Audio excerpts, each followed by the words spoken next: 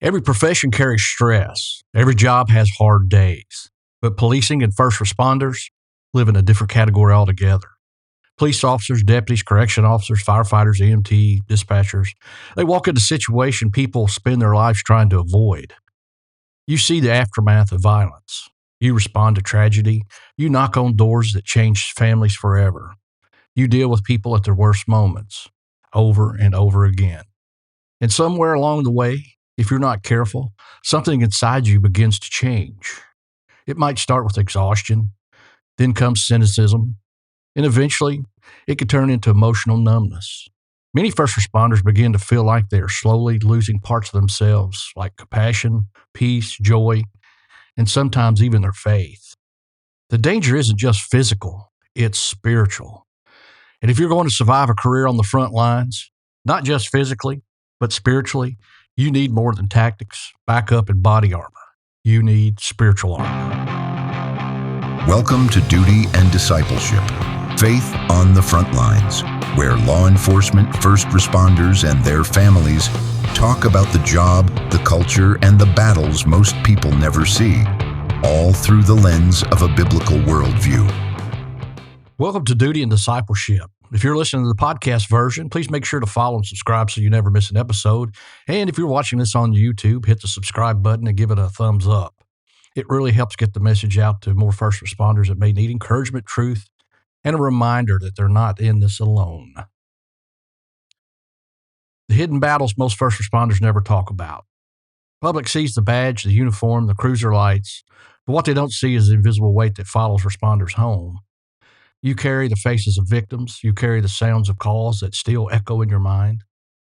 You carry the memories of scenes you wish you could forget. Many officers learn early in their careers that the culture of the job encourages emotional shutdown. The unspoken rule is simple: deal with it, push it down, and move it on to the next call. But suppressed trauma doesn't disappear. It settles in the heart. It shows up as anger. It shows up as isolation. It shows up as broken relationships. It shows up as burnout.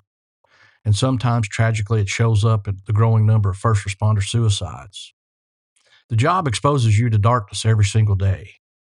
Scripture reminds us that what we're fighting isn't only physical. Ephesians 6:12 tells us, "For we wrestle not against flesh and blood, but against principalities, against powers, against rulers of darkness of this world." First responders stand at the intersection of human brokenness. You witness the consequences of sin, violence, addiction, despair, and evil in raw form. Without spiritual protection, that darkness will slowly eat you away.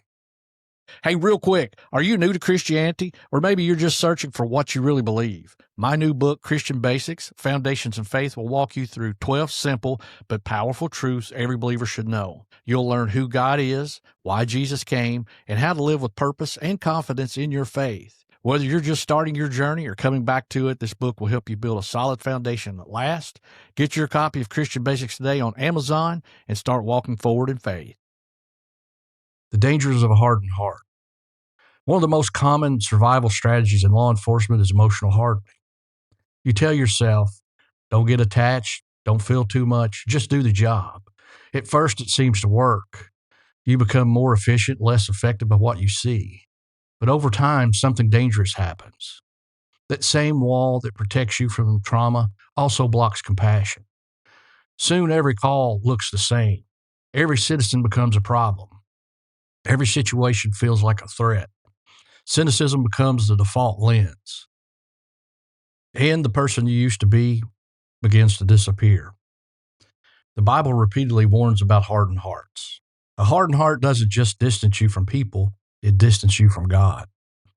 For most Christian first responders, the goal is not to become emotionally numb. The goal is to become spiritually anchored. Jesus himself encountered the suffering constantly. Sickness, death, injustice, betrayal, yet Scripture tells us something remarkable. He remained compassionate. He wept with those who mourn. He loved the broken. He never allowed the darkness around him to become the darkness within him. That's the model. The myth of the lone warrior. Law enforcement culture often celebrates the image of the lone warrior. Handle your business. Don't show weakness. Figure it out yourself. But spiritually speaking, isolation is dangerous ground. From the very beginning, God designed people to live in community. And when officers isolate themselves from family, church, and other believers, the spiritual consequences can be severe. Isolation feeds desperation, anger, addiction, hopelessness, depression. Many first responders quietly drift away from the church during their careers. Shift work, fatigue, and the culture of the job slowly pushes faith into the margins. But the truth is this: you cannot fight the spiritual battle alone. Hebrews chapter 10, verse 25 reminds believers not to neglect the gathering together. Christian community is not a luxury, it's a protection. A police officer surrounded by believers who would understand the job has something incredibly powerful: spiritual backup. Guard your mind.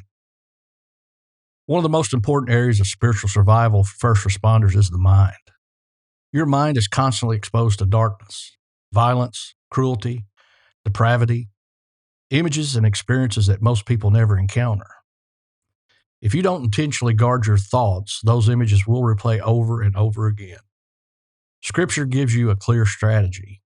Philippians 4:8 says, "Whatever's true, whatever's honorable, whatever's just, whatever's pure, whatever's lovely, think about these things." That command isn't naive. It's survival. You can allow darkness to become the dominant narrative in your mind. Practical spiritual discipline matters. Read scripture regularly. Pray during quiet moments of the shift. Listen to sermons of worship music in the cruiser. Talk openly with other believers.